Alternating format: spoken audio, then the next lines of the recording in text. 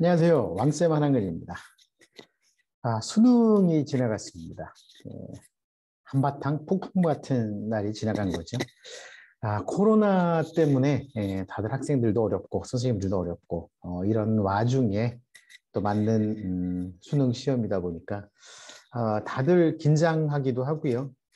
또 이제 올해 입시가 제가 여러 번 말씀드렸던 것처럼 이제 변화하는 입시의 첫 번째 시작이다 보니까 그런 면에서 또 꼭 고3이 아니더라도 아주 주의 깊게 바라보는 시선들이 많았습니다. 저희 방송을 들으시는 고등학교 1학년, 2학년, 중학교 1, 2, 3학년 학부모님들도 같은 마음으로 아마 오늘 수능 시험을 지켜보셨을 겁니다. 시험이 끝나자마자 언론사들에서는 수험 난이도 이런 얘기들이 막 나오고 있고요. 그다음에 이제 각 기관마다 입시 기관마다 이제 정답 해설 방송이 진행이 됩니다. 뭐 정답 해설 방송까지 뭐 찾아서 인터넷에서 뭐 예전에는 방송에서도 많이 했는데 요번에는 방송 최근에는 그래 없어졌죠? 예, 혹시 있나요? 예, 아직까지는 모르겠습니다. 어쨌든 그렇게까지 할 필요는 없지만 그래도 수능 시험 날에는 꼭 한 번씩 통과 의례로 수능 이야기를 하는 것이 일반적인 상황이라고 봅니다. 자, 오늘 수능 시험과 관련된 이야기와 그리고 지난 시간에 말씀드렸던 기말고사 어떻게 준비할 것인가. 자, 이 부분에 대해서 여러분들과 함께 이야기를 나눠보도록 하겠습니다. 네. 11월 18일. 예. 이 방송을 들으시는 분들은 아마 어제 시간일 겁니다. 예, 어제 시간으로 수능이 지나갔는데 이제 수능 날을 기점으로 해가지고서 이제 그 수시의 1단계 합격자 발표가 쫙 나고요. 이제 최종 합격자 발표들도 막 나고 그럽니다. 예, 수능 시험이 여러 가지로 의미가 있을 수밖에 없기 때문에 그렇습니다. 자, 일단 수능 시험에 대해서 좀 여러분들하고 이야기를 좀 해야 되겠죠? 예, 그러면 뭐 기본적으로 해야 될 이야기, 난이도 이야기를 좀 해보도록 하겠습니다. 자, 수능 난이도 평가를 그 연합뉴스에서 내용을 쭉 정리를 했습니다. 이게 현장에서 느끼는 거하고는 좀 다른 것 같은 부분들도 좀 있습니다.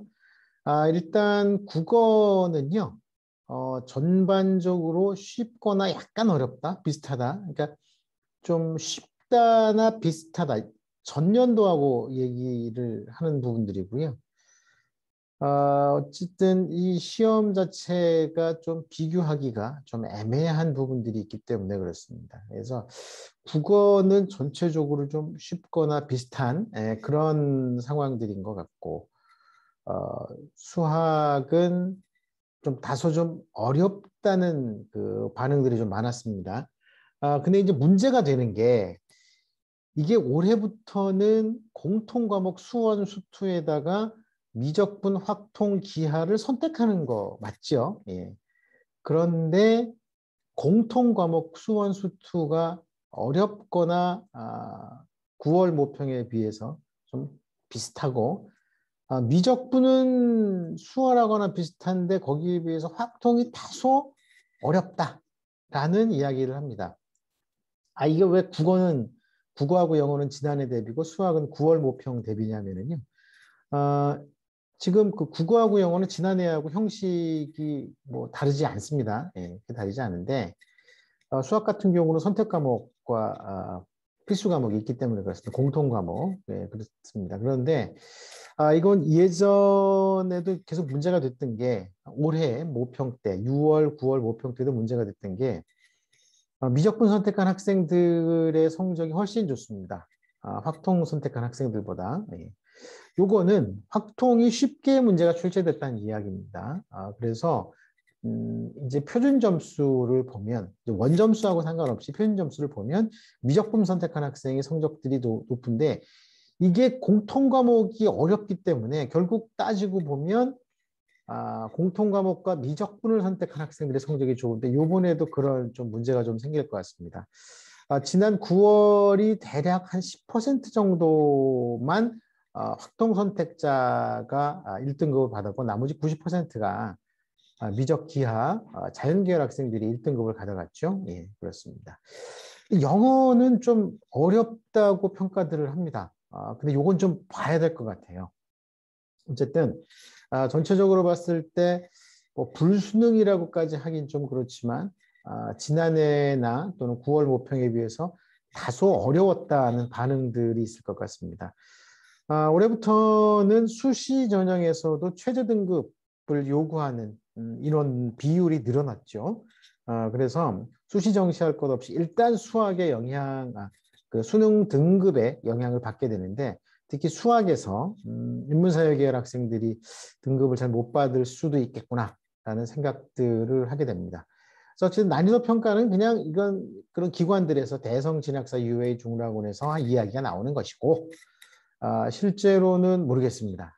근데 지금 그 영어 시험 같은 경우는요, 지난해에 비해서 다소 어렵다고 그렇게 이야기가 됐는데, 근데 지난 9월에 비해서는 쉬워진 건 맞습니다. 예, 그래서 지난해가 12%인가 그랬었죠. 예, 그리고 이전에 한 6, 7% 정도가 나왔으니까 7, 8%인가요? 예, 이 정도가 나왔으니까 그 중간 정도가 아마 그 1등급의 영어가 나올 것 같습니다. 그러니까 뭐랄까 영어를 바탕으로 해서 수능 최저를 맞춰야 되는 학생들 같은 경우는 좀 곤란한 상황이 될 수도 있겠다는 거 좀 지켜봐야 될 것 같아요. 아직 가채점이 진행되지 않고 그냥 기관에서 평가를 한 거기 때문에 그렇습니다.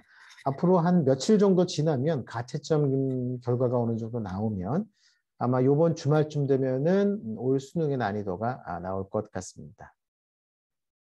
자, 꼭 해보세요라는 그 화면을 제가 보여드리고 계신데요. 이게 무슨 얘기냐면은요. 수능 시험이 끝나면은요. 인터넷을 2022학년도 수능 시험지라고 치면은요. 수능 문제지를 다운로드 받을 수 있는 방법이 아주 많습니다. 쉽다는 얘기죠. 예, 수능 문제를 다운받을 수 있는 방법이 있으니까 일단 학생들한테 너 몇 점 받았니? 라든지 또는 너 풀어봤니? 요거는 1, 2학년 얘기겠죠. 예. 그렇게 물어보지 마시고 그거는 알아서 합니다. 왜냐하면 아이들이 학원을 다니거나 또는 학교를 가게 되면 학원이든 학교든 선생님들이 이거 풀어주게 마련입니다. 그러니까 너무 그건 걱정하지 마시고 일단 수능 시험지를 한번 넘겨보시기라도 좀 해달라. 제가 이렇게 부탁을 드리는 겁니다. 이제 입시를 치르고 있는 우리 학부모님들 중에서 의외로 수능 시험 문제가 어떻게 생겼는지 모르는 분들이 되게 많습니다. 물론 이 문제를 풀어보라는 거 아닙니다.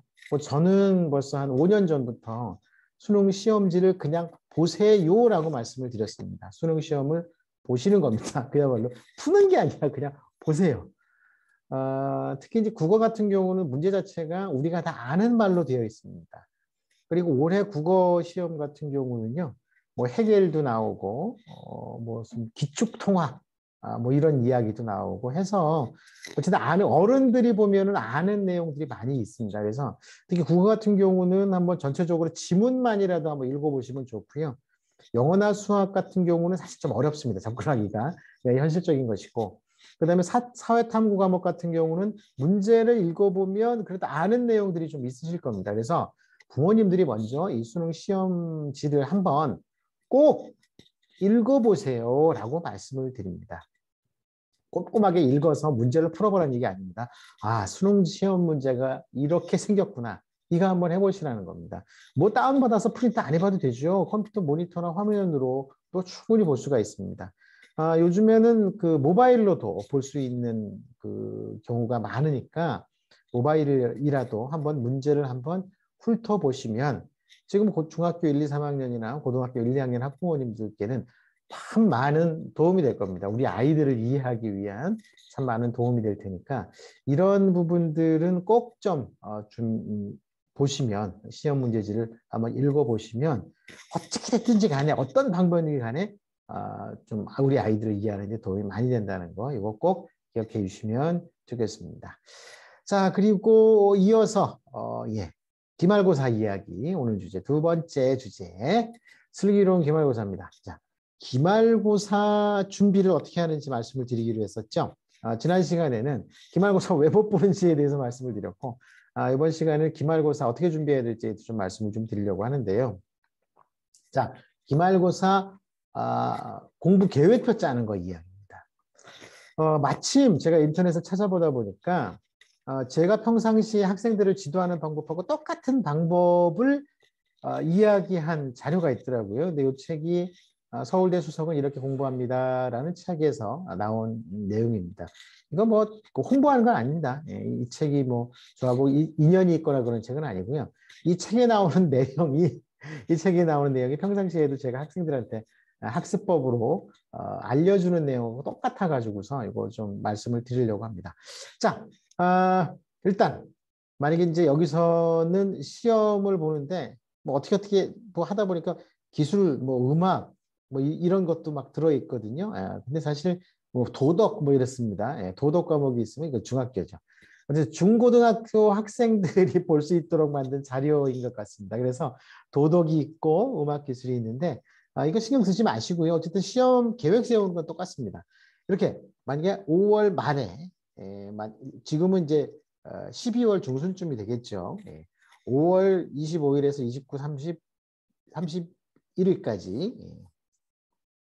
근데 여기서는 그 일요일, 토요일 같은 경우에 시험이 없는데 옛날에 만든 건가 봐요.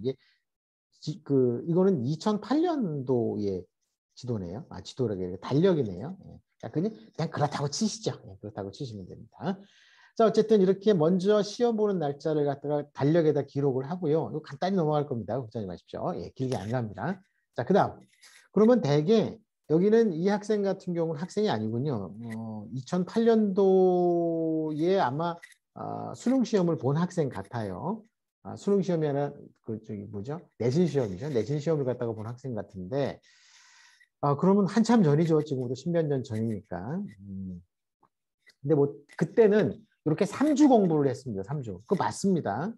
대략 10년 전까지는 3주 시험 공부를 해가지고서 중간고사, 기말고사를 봤는데 최근 들어서 이게 학원들에서 욕심을 내가지고 쟤네 학원이 3주예요. 우리 4주 가르쳐요. 뭐 이렇게 해가지고 그 경쟁이 되다 보니까 전반적으로 전국적으로 4주 공부를 하게 됐는데 일단 여기서 3주로 일단 잡겠습니다. 3주나 4주나 뭐 다른 거 없습니다.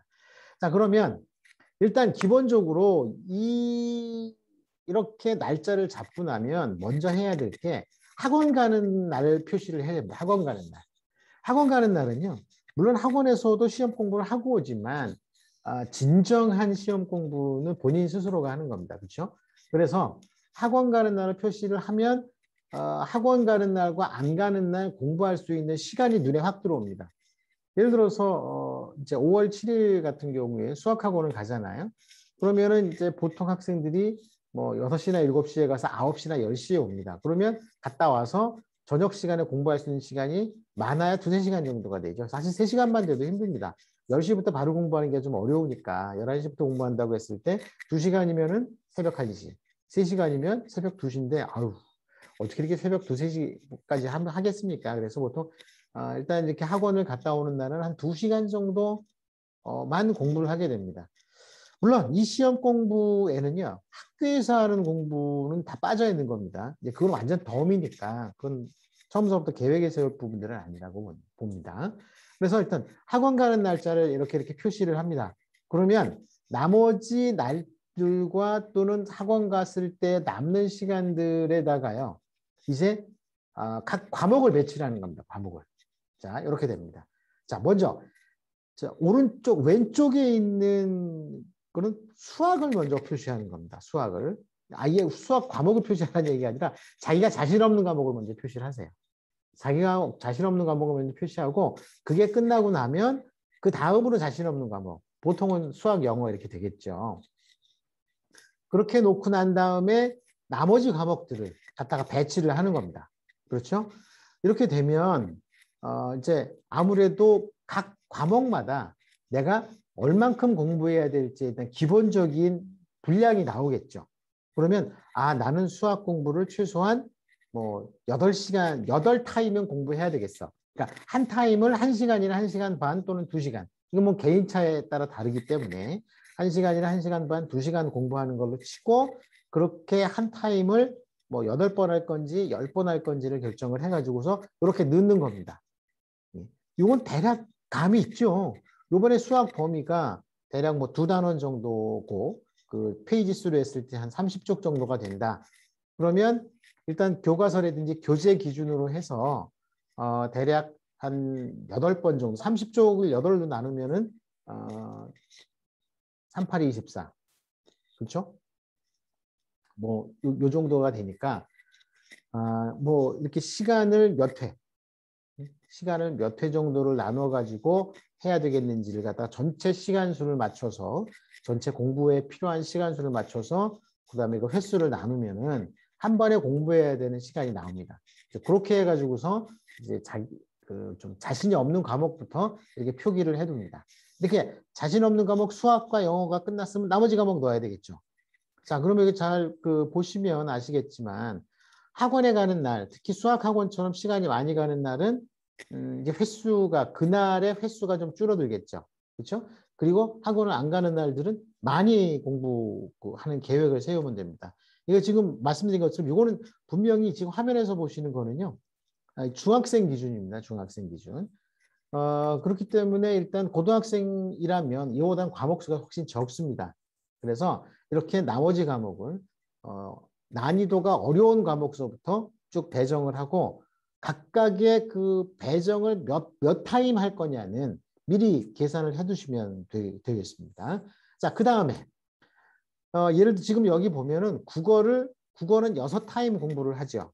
수학하고 영어는 8타임씩 공부하고 국어는 6타임 공부를 하는데 공부해야 되는 분량이 나오니까 그것을 6으로 나눠서 배정을 하든지 아니면 절반, 그러니까 2번 반복을 한다고 생각을 하고, 그렇죠? 2번 반복을 한다고 생각하면은 3타임의 전체 범위를 한번 다 볼 수 있도록 이렇게 배정을 하면 됩니다. 그래서 각 과목별로 이렇게 배정을 하게 되면 전반적인 계획을 짜는 것이 마무리가 됩니다. 자, 일단 이렇게 계획을 짜는 거는요, 꼭 주의해야 될 사항 몇 가지 말씀드립니다. 시험계획표는요, 연필로 작성을 하시는 게 좋습니다. 그 다음, 한번 계획표를 세웠으면 그것을 지키도록 노력하는 게 필요합니다. 이 계획표 안 세우는 학생은 없어요. 근데 의외로 안 세우는 학생도 꽤 있더라고요. 한 전체의 한 3분의 1 정도는 계획을 안 세우고요. 3분의 1 정도는 계획을 세워서 제대로 안 하고 그나마 한 3분의 1 정도가 계획을 나름대로 실천을 하는데 그 3분의 1 중에서도 한 반 정도가 제대로 된 계획을 세우고 실천을 하고 또 그 중에서 상위 3분의 1 정도가 계획 세운 것보다 더 공부를 합니다. 그러니까 이렇게 자기가 계획을 세우고 그걸 제대로 잘 실천하는 학생의 비율이 그렇게 높지가 않다는 겁니다. 그러니까 일단 계획표가 변경이 될 수도 있으니까 이제 연필을 작성하는 게 좋고 계획표를 꼭 믿고 지키도록 하고요. 그 다음에 이제 계획표를 세우는데 뭐 너무 정밀하게 세울 필요 없습니다. 어차피 계속 변수는 생깁니다. 그렇죠? 처음에는 의욕적으로 하겠다고는 하지만 뭐 어제 제가 말씀드렸던 것처럼 그렇게 되잖아요. 요번에는 반드시 성공할 거야 해가지고서 시작하고 난 다음에 4주 공부를 하게 되면 한 일주일 정도는 막 달려갑니다. 와, 요번에 뭔가 될 것 같아. 너무 잘 될 것 같아. 그러다가 또 한 주일이 지나게 되면 뭔가 시들해지고 막 몸이 비틀리고 힘들어집니다. 예, 그렇죠? 학습 효율이 안 나기 시작하죠. 자, 그러니까 이거 변경이 될 수 있다는 걸 각오를 하고 일단 처음에 계획했던 세력을 가능하면 최선을 다해서 한번 맞춰보려고 노력을 하는 게 필요하다고 말씀을 드립니다. 자, 정리를 하자면 그렇습니다. 자, 반드시 기말고사 전에는 계획을 좀 세우도록 하십시오. 네? 우리 아이들이 계획을 세우도록 지도를 해주십시오. 네. 계획을 세우십시오. 부모님들이 계획 세워야 애들이 따라오나요? 그런데 일단 계획을 세우고요. 그 계획을 어떻게 마칠지 그 방법도 한번 같이 고민해 보는 게 좋습니다. 근데 아이들 같은 경우요. 계획 세우는 것을 꼬치꼬치 따지면서 부모님이 억지로 가이드를 하려고 그러면 애들이 더 엇나갑니다. 튕겨나갑니다. 난 시험 계획 없이 그냥 내가 알아서 할 거야. 뭐 이렇게 될 수도 있으니까 굳이 그렇게 갈등하지는 않아도 되니 아이들한테 계획을 세우게 하시고 그냥 지켜보시는 게 필요합니다. 왜냐하면 일단 지켜봤다가 문제점들을 꼼꼼하게 기억을 하거나 기록을 해뒀다가 시험이 끝나고 나서 결과가 나오고 나면 그 결과를 놓고 같이 의논하고 분석하는 게 오히려 더 좋다고 말씀을 드릴 수가 있습니다. 자, 수능 시험은 지나갔고 이제 고3들 같은 경우는 본격적인 수시 전형이 시작이 됩니다. 1단계 합격자 발표가 나거나 또는 면접 시험이 진행이 되거나 그 단계별 전형이 아니고 원샷으로 끝내버린 경우는 12월까지 합격자 발표까지 그냥 가죠. 그런데 대부분의 학생들이 몇 개는 그냥 한 번 1단계 전형, 단계별 전형 아니고 그냥 그 확정을 짓고 또 몇 개는 아마 단계별 전형에 지원을 했을 겁니다. 그래서 희비가 엇갈릴 텐데 자, 그런 부분들은 우리 함께 좀 서로를 돕고 위로하는 마음으로 또 인정을 해야 될 것 같습니다. 자, 수능날 녹화를 했습니다. 여러분들 요 계획을 좀 잘 지키셨으면 좋겠고요. 자, 수능 시험 어쨌든 많은 사람에게 애증의 시험입니다. 그럴 수밖에 없죠. 네, 여러분들 꼭 한번 수능 시험지부터 검토를 해보시면 좋겠습니다. 그리고 팟캐스트 들으시거나 또는 보시는 분들 있죠. 유튜브에 오셔서 구독 좀 해주세요. 구독 좀 해주시고 그리고 제가 오늘은 제가 공지를 못 드리겠는데요. 아마 이번 주말이나 또는 다음 주 초쯤 해가지고 일단 줌으로 여러분들을 한번 초대를 하겠습니다. 그러니까 좀 시간 여유를 좀 둘까요? 주말 하지 말고 다음 주 중에 뭐 어쨌든 여러분들 뭐 한 번 하고 말 건 아니니까요. 줌으로 여러분들 초대해서 여러분들 오랜만에 같이 서로 얼굴을 보지 않아도 괜찮습니다. 저하고 줌 할 때는 얼굴 노출 안 시켜주셔야 됩니다. 그냥 제 얼굴만 보여드리고 그다음 여러분들이 뭐 채팅으로 이렇게 질문하시거나 물어보시는 거 답해드리려고 하는 거니까요.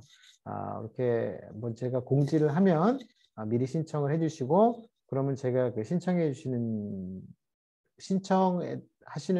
해주시는 분들께 링크를 보내드리겠습니다. 그래서 같이 오랜만에 한번 뵙도록 하지요. 오프라인에서 화끈하게 만났으면 좋겠는데 그거는 한 3주나 한 달 정도 더 있으면 아마 해제가 되지 않겠습니까? 뭐 자꾸 이렇게 뭐 3,000명 단위까지도 감염자가 늘어나서 좀 걱정이긴 한데 그럼 오프라인에서 예전에 홍대 팥방울 같은 곳에서 한번 여러분들 한번 모시겠습니다. 그래서 지난번하고는 좀 다르게 여러분들 저희 학원 선생님들하고 같이 여러분들 만나 뵐 테니까요. 그러면 좀 더 질문과 대답하는 게 조금 더 좀 여유가 있지 않을까요? 예전에 1000회 때는 저 혼자 준비해서 저 혼자 여러분들을 만났었죠. 아마 오셨던 분들은 기억을 하실 겁니다. 자, 어쨌든 이렇게 오늘 마무리하고요. 다음 시간에 또 뵙도록 하겠습니다. 자, 수능 시험 보는 여러분들은 수고 많으셨고요. 부모님들 아주 고생하셨습니다. 뭐 아직까지는 해방은 아니지만 그래도 좀 쉬셔도 될 것 같습니다. 감사합니다. 다음 시간에 뵙겠습니다.